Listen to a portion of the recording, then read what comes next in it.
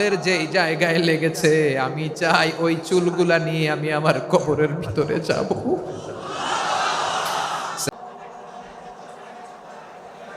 হুনাইনের যুদ্ধে অষ্টম হিজরি, কত হিজরি সবাই বলেন না একটু, কত হিজরি? অষ্টম হিজরিতে হুনাইনের যুদ্ধে রাসূল সাল্লাল্লাহু আলাইহি ওয়াসাল্লাম ফিরে আসতেছেন মদিনায়। পথিমধ্যে বেলাল রাদিয়াল্লাহু তাআলা আনহু আজান দিচ্ছেন। কি দিচ্ছেন? তো পাশে ছিল মুশরিকদের একটা পল্লী, কিছু মুশরিক তরুণ, কিছু অমুসলিম কিশোর, তারা আজানকে ব্যঙ্গ করতেছে। আমাদের বাংলায় মুখ ভেঙ্গানো বলে আর কি। বেলাল রাদিয়াল্লাহু তাআলা আনহু আজান দিচ্ছেন, ওই বাচ্চাগুলো মুশরিক, তো ওরা আজানকে ব্যঙ্গ করতেছে, বিকৃতি করে ওরাও আজান দিচ্ছে। উদ্দেশ্য হচ্ছে আজানকে নিয়ে ঠাট্টা করা। উদ্দেশ্য কি? ঠাট্টা করা। ব্যাপারটা মনে কষ্ট পাওয়ার মতো ব্যাপার না? কিন্তু বিশ্বনবী ওইখানে দেখেন কি খুঁজলেন। বিশ্বনবী খেয়াল করলেন অমুসলিম কিশোরদের মধ্য থেকে একটা কিশোরের গলাটা বড় দরাজ গলা, কণ্ঠটা বড় সুন্দর। খেয়াল করে দেখলেন যে কিছু কিশোর বেলালের আজানকে ব্যঙ্গ করে, বিকৃতি করে, কিন্তু একজনের কণ্ঠ দেখতে পাচ্ছেন না এত দূরে, কিন্তু কণ্ঠটা বড় সুন্দর, দরাজ গলা। বিশ্বনবী সাহাবীদেরকে বললেন, ধরো এগুলারে, ধরো। সবগুলারে ধরে বিশ্বনবীর সামনে আনা হলো। ওরা হাঁটু গেড়ে বসলো।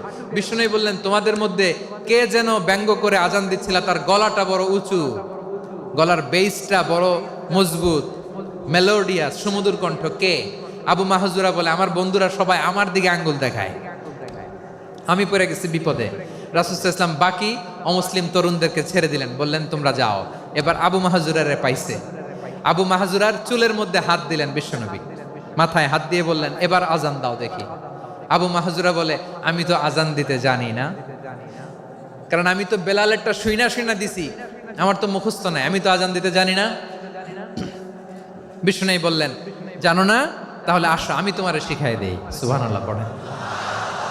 আবু মাহজুরা হাঁটু গেড়ে বসে, বিশ্বনবীর মোবারক হাত আবু মাহজুরার চুলের মধ্যে। বিশ্বনবী আজানের মুআল্লিম আবু মাহজুরাকে বলতেছে, ঠিক আছে তোমারে শিখাই দিচ্ছি, আমি যা যা বলবো আমার সাথে সাথে বলো, পারবা? আবু মাহজুরা বলে, পারবো। বিশ্বনবী আজান দিচ্ছেন মাথায় হাত দিয়ে, আল্লাহু আকবার,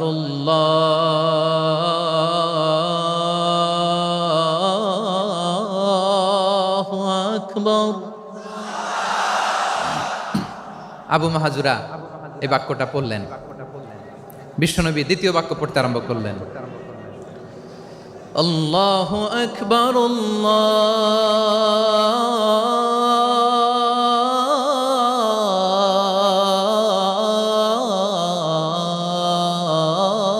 আল্লাহু আকবার। আবু মাহজুরা এই বাক্যটা বললেন। বিশ্বনবী আবু মাহজুরার মাথার মধ্যে হাত দিয়ে তৃতীয় বাক্য পড়লেন, আশহাদু আল্লা ইলাহা ইল্লাল্লাহ।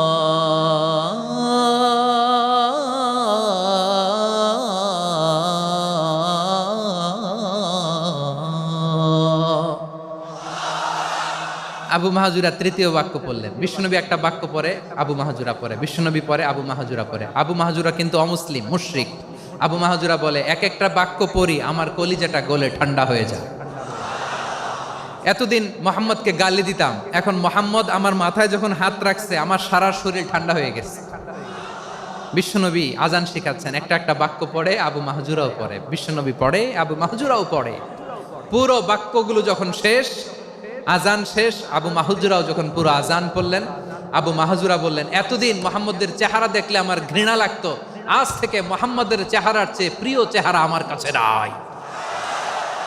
আবু মাহজুরা বললেন, ও মুহাম্মদ, আজানের বাক্য তো আপনি আমারে শেখালেন, এখানেই শেষ করবেন না, আপনি আমারে পড়ায় দেন, লা ইলাহা ইল্লাল্লাহু মুহাম্মাদুর রাসূলুল্লাহ সাল্লাল্লাহু আলাইহি ওয়াসাল্লাম। বিশ্বনবীর সাথে দাঁড়িয়ে উনি শাহাদা পড়ে মুসলমান হয়ে গেলেন। এবার আবু মাহজুরা বলে, ইয়া রাসূলুল্লাহ, ইয়া হাবিবাল্লাহ, আমি মুমিন হয়েছি, মুসলমান হয়েছি,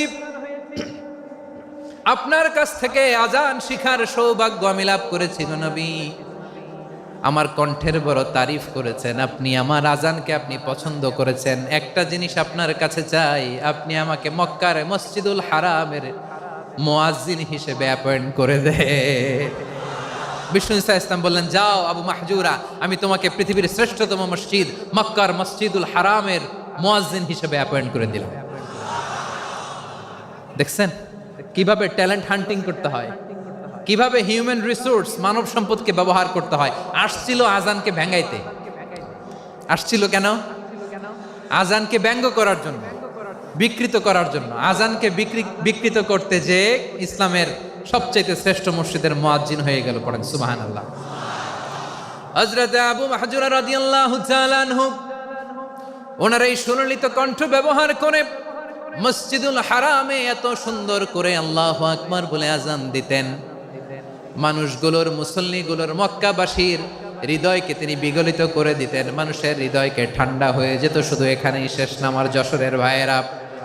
বিশ্বনবী যখন সাইয়েদনা আবু মাহজুরা রাদিয়াল্লাহু তাআলা আনহুকে আজান শিখাচ্ছিলেন, বলেন তো বিশ্বনবীর হাতটা কোথায় ছিল? আবু মাহজুরার মাথার সামনে, এই চুলের উপরে ছিল। আবু মাহজুরা ওই স্মৃতিটাকে ধারণ করবার জন্য, ওই স্মৃতিকে বহন করার জন্য বিশ্বনবীর মোবারক হাত আবু মাহজুরার কপালের চুলের যেই জায়গায় লেগেছে, মৃত্যুর আগের দিন পর্যন্ত আবু মাহজুরা মাথার ওই চুলে কোনোদিন ছুরি আর কামার লাগায় নাই,